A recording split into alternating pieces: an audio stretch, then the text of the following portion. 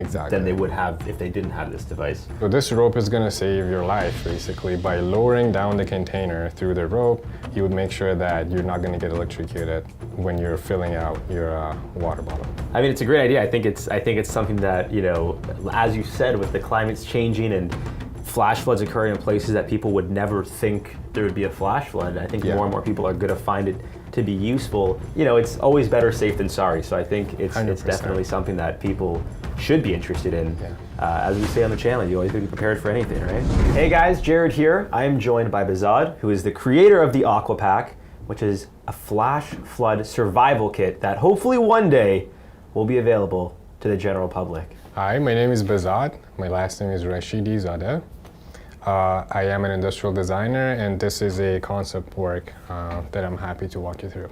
So Behzad, to kick things off, could we just start with a demo of the Aquapack and kind of get into the details of what's included and what it does? Of course. Well, this is a design that really depends on the situation that users are in. And in this case, it's flash flood. So it's really catered towards helping people maybe last a little longer, a few hours more until the rescue team arrives and, you know, saves their life. So what it comes with is a straw filter, a rope, first aid kit, and an emergency blanket. And we'll get also 2 carabiners to use the rope and container with. And how exactly does it work? So someone's in a flash flood, they have this device, what do they do? Yeah, great question. Usually you'll have this, you know, on your kitchen cabinet or somewhere in your place, waiting hopefully for this to never happen, but if it happens, you'll have this device probably floating on the water, because this is designed to float on water. And hopefully you can locate it fast and you go grab it, and the next thing you do is you find a safe place to shelter. And this will help you with like the first things that you need, which is water. It might sound really redundant because we're in a flash flood and there's a lot of water around us. You know, why do we need water? The problem is with flash floods, we don't have access to clean water. Even though you might be living in a city, you might have plumbing, you might have, you know, the bottle in the fridge that you were thinking of. None of that will work. The first thing you have to do is probably get away from the from the flood water as soon as possible, because it's very hazardous. And there are a lot of contaminations in that. And you might need to drink, you might need to maybe wash a wound. You might need to, you know, clean your skin, because the contaminations in the water can cause perhaps a skin rash for some people. So you need to filter the water. You need to have access to clean water. And this is the first thing that this device is intended to do. So what you do is you fill up the container with flood water, and you put the cap on. This would seal everything. I'm not going to seal it right now. But the next thing you do, you start squeezing the bottle. And in this prototype, this doesn't do that, but the final one would be a little bit more flexible, where you keep pressing and pumping the water through the straw out from the mouthpiece, and you can drink water from there, or you can set it up differently. I can demo that in here, I guess. So you can take out the mouthpiece and you can set up the straw the opposite way. Now you have it all sealed in. And if you set it up upside down, you can have someone, if someone is with you, you can have them hold it for you, and then the gravity is going to help water travel through the straw, and you will have clean water coming out. And this setup would allow you to wash your hands, wash your face. If you need to stay longer, you need to cook. This will help you cook or wash any dishes if you have, or any like food containers that you have. And this will help you basically survive a little longer until you have the emergency team locate you and come to your rescue. And while it's upside down like that, would you also have to squeeze it for it to come out, or it would just come out automatically? It would help, if you squeeze it, it will help the stream of water come out faster. But if you also leave it there, you'll have a gentle stream of water coming out of the straw. Well, that's what the rope is for, and the carabiners, and this little tab in here. So you would hook the carabiners to the top, and then you can imagine you can attach the rope to it, both sides, and then you can hang it from somewhere. Right, like you're saying like a tree or anywhere that really you can exactly, hang yeah. Another function that I can probably mention here as well, I'm just going to take this off. We have a radio beacon attached to the top of this, and it activates by turning this dial. This is a mock-up, so obviously it's not going to start pinging radio signals in the air, but it's a very simple radio signal that is used usually to locate migratory birds. It's a small, tiny battery. It lasts for a long time, and what it does is that it helps rescue team locate how many survivors are out there without even going to search in person. It could be night, it could be severe weather conditions. Yeah. In any ways, they need to, at least they can count how many ping signals they're receiving and how far they are, so that they can prepare better for the rescue mission. So it's such a unique product. I have to ask, what inspired you to create the Aquapack? Aside from being a designer, I'm also an engineer. Okay. My background is hydrology, and I know a lot about water, and of course about flash floods. Right. So what I've been pondering for many years in the past is that every time I see the news, something happening in a country, like I think in the past few years we've had flash floods in Germany, we've had it in Dubai, we've had it in Libya. So these are countries with different economic backgrounds, even different Texas, climate. I saw recently there was one in Texas, I believe. Yeah. Yes. In all of these countries, what I see is that a lot of people are shocked. They're not expecting to be flooded because this usually never happens in their region. But the climate change is real and it's happening, and weather patterns are changing, and we're getting a lot of rain, more than usual, in a region that is not expected to receive that much rain. Right. So usually when you get water to the normal amounts that that region is accustomed to, rain comes down and immediately gets absorbed through the dry soil that's underneath. But what happens is that sometimes you get a lot of rain, and the first amount of rain that gets absorbed into the soil, it makes the top layer of the soil 100% saturated.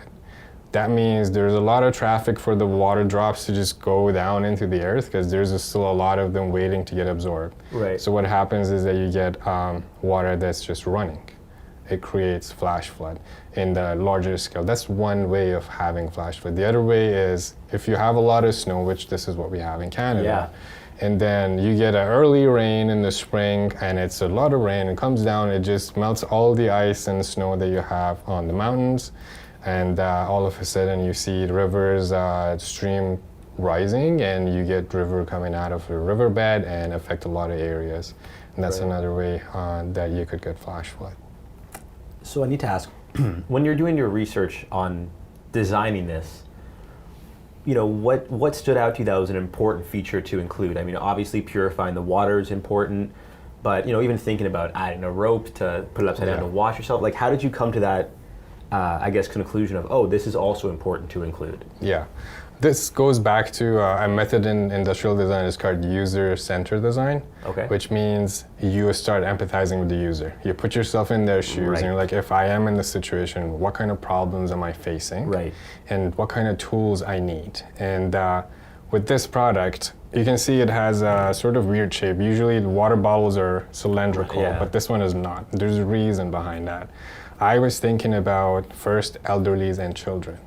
And these people, even though they might need a good amount of water, they might not be able to grab a large diameter of water bottle. You've seen all of those in gyms, usually. People have this massive... The big jug, Well, yeah, you could have that, but squeezing that water bottle for a child is going to be very difficult, or for elderly with like arthritis. Right. So what I did was I changed the profile a little bit so that you can grab it, and you can have a good grip before squeezing it. And this is why it's shaped like that.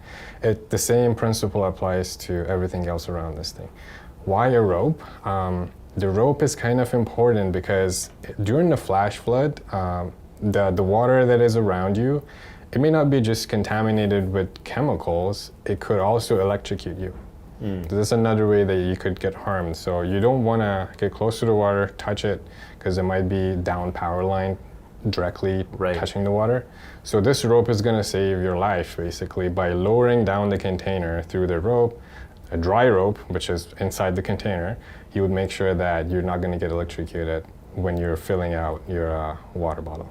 And that way you also wouldn't have to touch the flood water yourself, right? You're not taking your hands to physically dip you it go in. somewhere higher in elevation, maybe on the roof of your house, if you're in a house or a condo, and then you use this to like lower down the container. You can use I have a second carabiner. You can use that along. You can use this and then hang the water bottle from that side and then lower it, fill it out, and then pull it back up using the rope. Now, have you tried using it in a simulated situation with water to see kind of how the mechanics work? Well, yeah, you're filling it out with water is not going to be as easy because obviously this is a lightweight device. Right. But usually during the flash flood, you have running water. There's a stream. Constantly going through, yeah. So that would, the stream of water would just change the direction of the water bottle to the position where the water is kind of like aligning the mouth of the container towards the water, and then you slowly get a little bit of water into it. As soon as you get water into it, it will get heavier, and then the rest of it is much easier. And it'll just kind of flow right into it, almost like a mouth drinking water, right? Obviously, it's not gonna fill all the way to the top, but you get enough amount of water. That's why this is a little bit bigger than a regular water bottle, because you're not there. You don't want to touch the bottle when you're lowering it into the water. So you need a bigger capacity so that maybe you can fill it by 2/3 of the capacity to use it. And that water should be enough for survival, hopefully. Is it fair to say it's still a work in progress? This isn't the final design? This is not the final design. There's a lot of work to do. So can you speak a bit about that? What are you thinking maybe that you'll add? If there's anything that you're going to take away? Do you have any aspirations of, I would love to include this as well? Anything kind of on the horizon there with the design? There are a few things that I've been thinking about. The first thing is that I need to look into insurance regulations because a lot of the buildings and houses they have some requirements for emergency situations. And first aid is one of the items that, like along with fire extinguisher, one of the items that you should have in buildings, especially in schools, universities. This doesn't align with all of those requirements, so the design has to be changed a little bit to match to those requirements. I think at a time I wasn't thinking about that. And I also wasn't expecting people to, for this the design to attract a lot of attention. Yeah. So now that it has, I'm happy, but I think maybe I should take it more seriously and design it a little further. I mean, it's a great idea. I think it's something that, as you said, with the climate's changing and flash floods occurring in places that people would never think there would be a flash flood. I think more and more people are going to find it to be useful, hopefully as a just in case, and not that that's something they have to use regularly, but it's always better safe than sorry. So I think it's definitely something that people should be interested in. Yeah. So you also won an award for this design. Can we talk a little bit about that? Yes, back in 2024, this was featured in If Design Award. And I was lucky enough to travel to Milan and receive a recognition for it. I think this is a great honor to receive this, and I think maybe a bit of exposure, maybe more exposure of this product could make it happen someday. So I also want to speak a little bit about the medical kit, the emergency blanket that comes with the Aquapack. Yeah.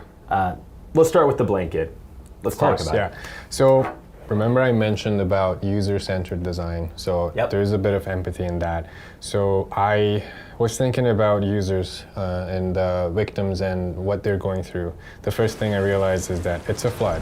People are going to get wet. There's probably rain going on. So hypothermia at night or even during the day when it's a windy day, it's going to be an issue, especially for elderly and children. I thought the best thing that could accompany a first aid kit is a thermal blanket. They're very light, they're waterproof, and what they do is they just reflect the heat that your body emits, and they just keep it back and they return it back to your body. It's just reflective sheets.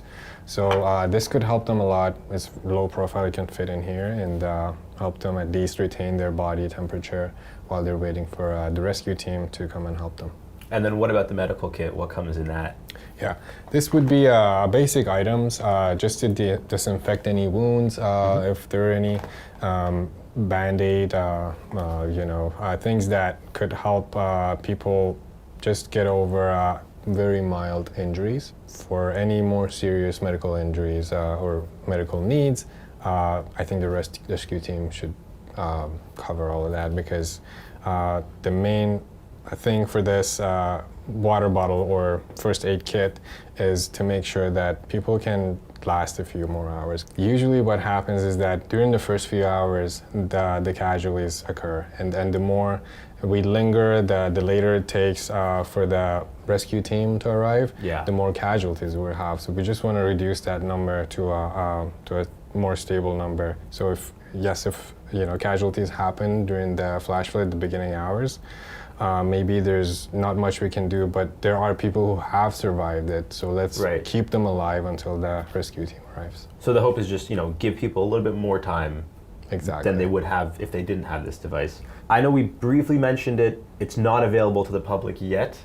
What would need to happen for that to be the case? How quickly do you think it can be available to the public?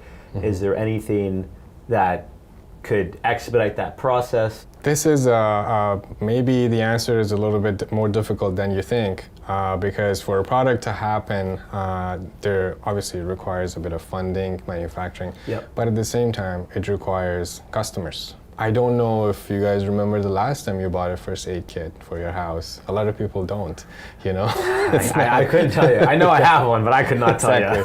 So it kind of ties back to what I mentioned earlier about insurance and their requirements, because insurance companies make sure that you buy that first aid kit and you put it where you absolutely need it for the worst day.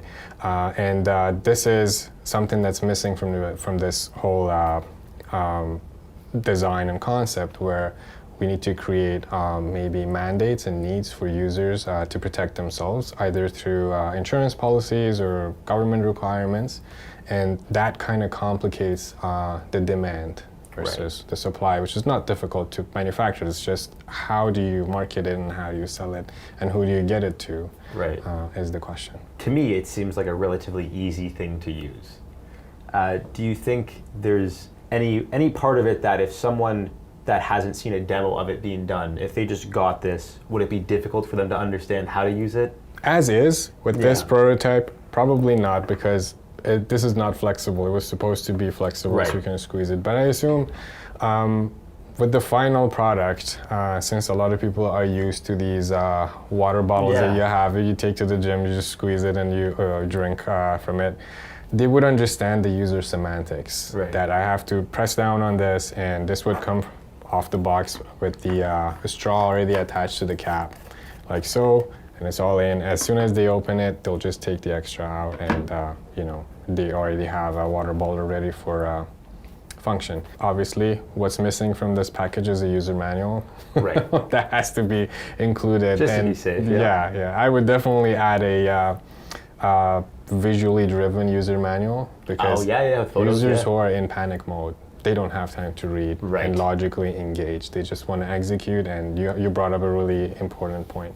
So I would lean heavily on user semantics, which means when you grab something like a key, you know where to hold it from, because the side that's wider is where you hold it and the other side goes into the lock.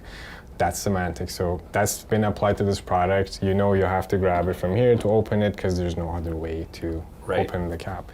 All of these are kind of self-explanatory, but if you could see a drawing or a picture of a person using it, then you would immediately maybe discover more functions. We're not at our best in Now, how quickly is the water filtered? Is it instantaneous? Do you have to wait a certain amount of time to be able to drink it? I know, like personally, not that I'm comparing it, but I have like a Brita filter, and if I put water in, it takes some time to drip out. So something like this, is it right away you can get water out of it, or do you have to wait 5, 10 seconds, a minute? No, this is basically right away, and you can get honestly, I forgot how many gallons, but it's along the lines of 100 gallons or more of water you can filter through one straw. I have to check that maybe, but one straw can last a very long time. And as soon as you squeeze, the clean water come out from the other side, which you can immediately drink. So this is basically off-the-shelf filter.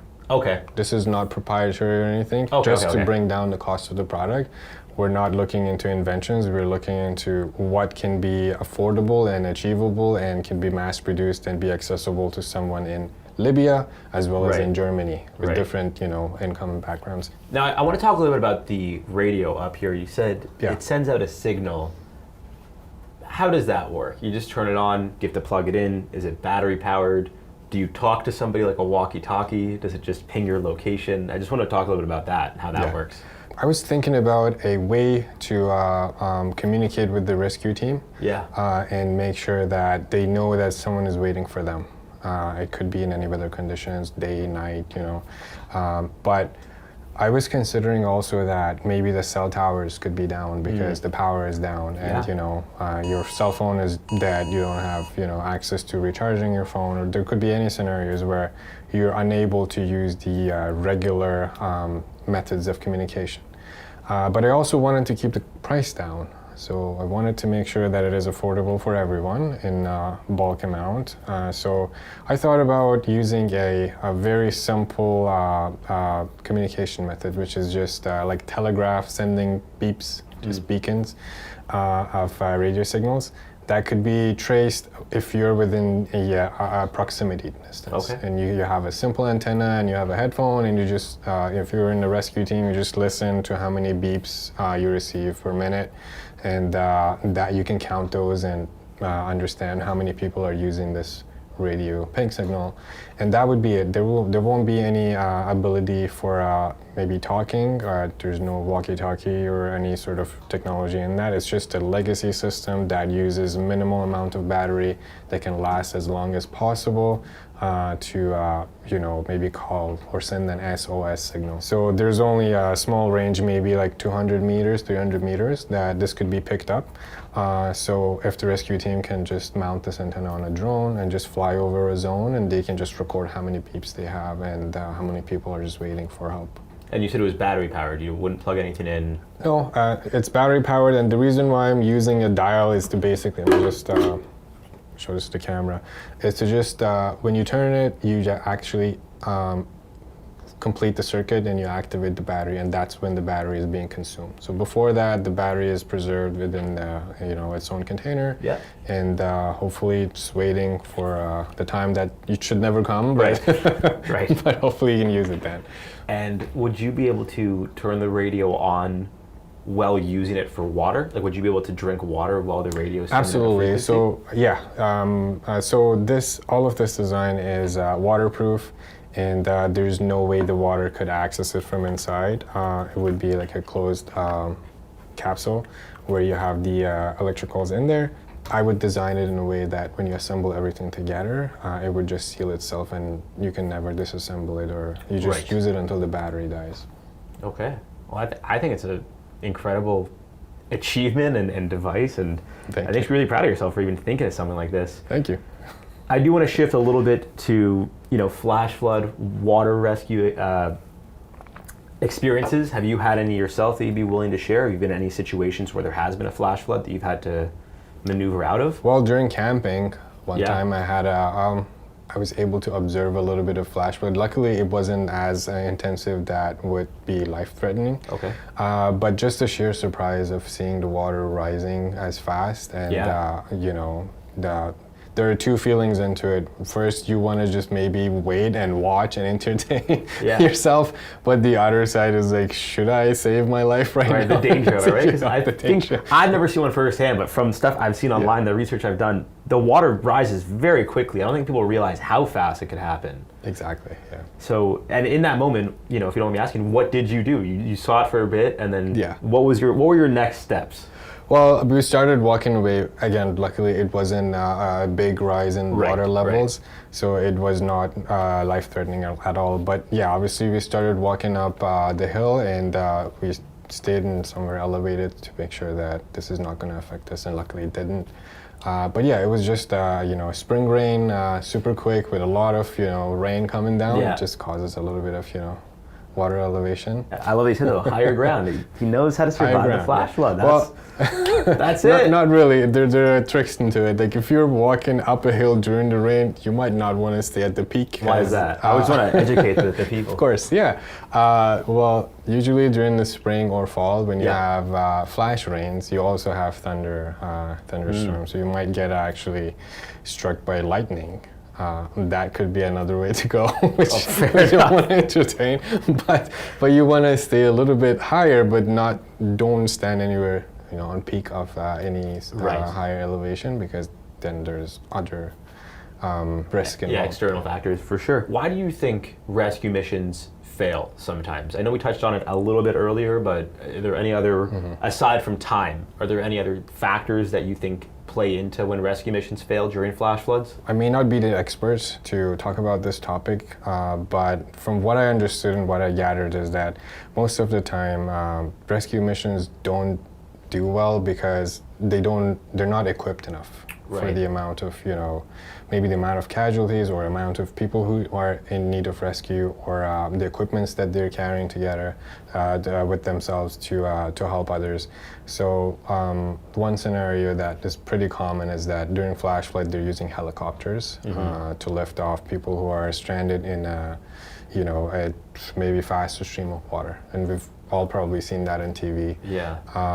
But the problem is that to lift someone off using a helicopter, first of all, the helicopter can't be in the air forever. Right. And maybe they can just rescue one person at a time. Right.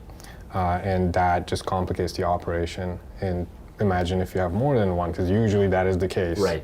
Then that's where, the failure points are becoming really easy to see. Right. And I mean, same thing with the boat. A boat can only carry so many people that if you're with a group of 5 and you can only take 2 or 3 at a time. Exactly. It's kind of, dealing with that. Like, you 2 got to stay here, we'll take these 3, come back for you, and the schematics there, it's scary stuff. And that is for a healthy body, a person who doesn't have for example, broken leg, or like broken arm, or dislocated joint. As well as, like you said, children and elderly as well. Like, there's a lot of factors that people probably don't think about. How do you think we could better prepare for disasters like flash floods?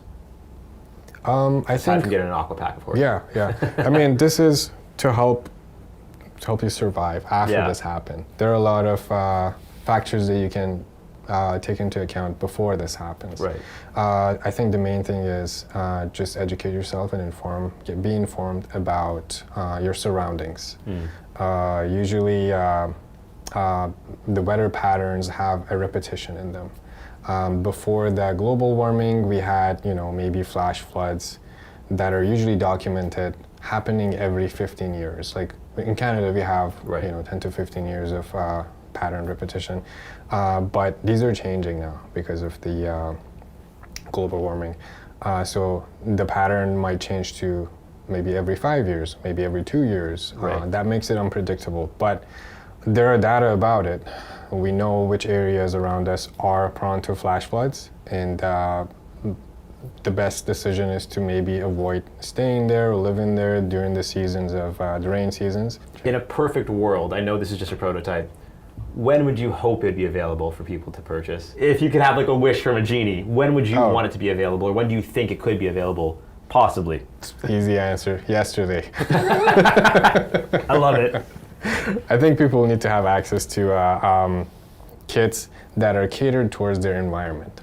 You can't give someone the same first aid kit someone who lives in Canada versus someone who lives in the a really warm climate, like Australia or something. There has to be components in that first aid kit or survival kit that are catered towards the dangers that are around them within their climate, within their geographic location. Right. And this is an answer to one of those risk factors, flash floods. For our viewers that are interested in purchasing this one day, what do you need to make it commercially available to everybody? Yeah, of course. I think this is probably the dream for a lot of people, I guess, after myself. I would be the first one to dream this. But yeah, it's not that hard to manufacture this. Usually a little bit of capital is required to produce the molds and the toolings to mass manufacture this. But if at any point I am contacted with someone who is willing to take this further, I'm obviously open to that. And the design is close enough to manufacturing that wouldn't make significant changes to the aesthetics or the function of the device itself. And for our viewers that want to connect with you and follow the progress of not only the Aquapack, but your other inventions, where can they find you? Absolutely. I'd love to have everyone follow my LinkedIn. LinkedIn, okay. Attachment there, and I can post my new work just as usual. I'll just post them over there. Well, incredible. Guys, again, we're going to have Behzad's LinkedIn in the description down below. Make sure to follow along to see the progress of the Aquapack, because I think it's something everyone should have, the same way everyone should have a first aid kit. That's it for us, guys. Behzad, thank you so much for your time. Thank you. Thanks for having me. Make sure to check him out on LinkedIn. Follow the progress of the Aquapack. Hopefully it'll be available commercially sooner than later. And make sure to keep watching How to Survive.